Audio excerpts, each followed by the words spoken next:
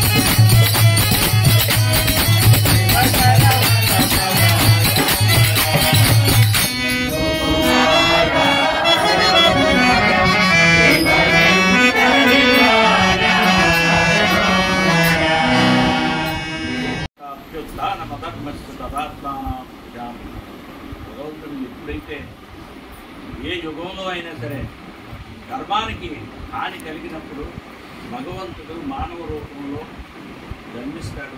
ఆయన యొక్క అవతార తత్వాలని బోధిస్తాడు, మనుషుల్ని మార్చడానికి ప్రయత్నం చేస్తాడు. ఇదే మన యొక్క ప్రతి అవతారంలోనూ రహస్యం ఏంటి అంటే ఇది జరుగుతూ ఉంటుంది. ఎక్కడైనా సరే, ఏ దేశంలో అయినా సరే, భారతదేశంలోనే భగవానుడు పుట్టడానికి కారణం ఏమిటి అంటే ఇది ధర్మరాజు స్థానంలో ఉన్నటువంటి ఇండియా, భారతదేశం. ఈ భారతదేశానికి ఎన్నో పురాతనమైనటువంటి అవకాశాలు ఉన్నాయి. అవన్నీ కూడా వేదంలో పరిచినటువంటి, వేదంలో చెప్పినటువంటి మాటల్ని మొత్తం అంత ప్రపంచం అంతా ఇవాళ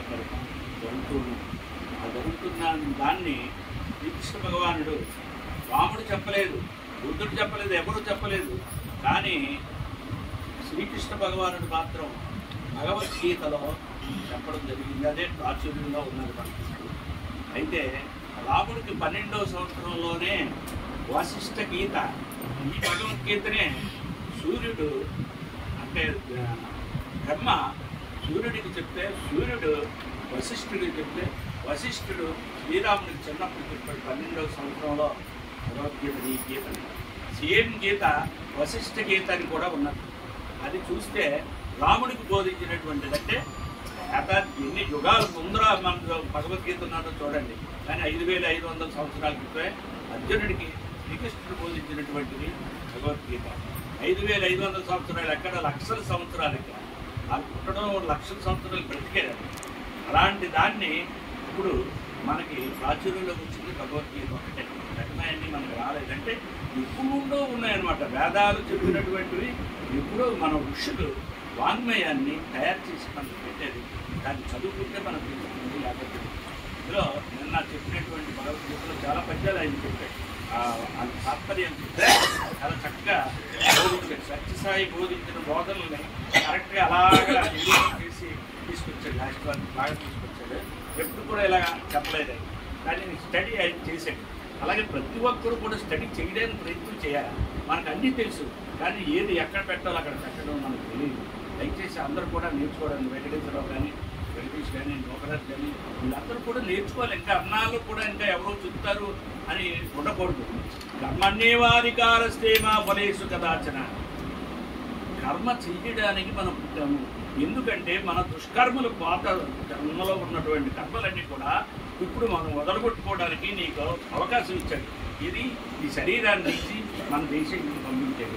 శరీరం దేనికి వస్తు అంటే పాత జన్మలో పాత ఇవన్నీ కూడా నువ్వు చేసినటువంటి దుష్కర్మలకై పరివాసానం ఏంటంటే ఈ జీవితం, మానవ జీవితం.